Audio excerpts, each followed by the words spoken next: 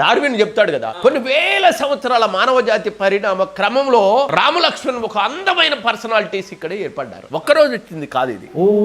చక్కంగా రామలక్ష్మణ్ ఈట ఇసరటంలో అంత బలం ఎక్కడి నుంచి వచ్చింది, ఆ ఒడుపు ఎక్కడి నుంచి వచ్చిందంటే ఆటవిక జాతి నుంచి తీసుకొని వచ్చిందంటే ఆ విరుపు అదంతా కూడా అక్కడి నుంచి వచ్చింది. మనుషులుగా మనం తయారైన. ఉదాహరణకు సర్వేంద్రియానం నయనం ప్రధానం అంటారు. నేచర్ ఏం చేసినా అందంగా చేస్తుందని చెప్పాను కదా. ఒక అందమైన బ్యూటీ కలర్ తోటి కన్ను తయారు చేస్తుందంటే చూడండి, ఒక తెల్లటి కనుగుడ్డు మీద ఒక నల్లటి కనుపాప, ఆ కంటి గుడ్డు వెనకాల ఓ తల్లి పొత్తిళ్ళ లాంటి కండరం. అయినా జాగ్రత్తగా చూసుకుంటాడో చూసుకోడోనని ఒక ఎముకల గూడు, అయినా జాగ్రత్తగా చూసుకుంటాడో చూసుకోడోనని అసంకల్పితంగా కొట్టుకునే ఒక రెప్ప.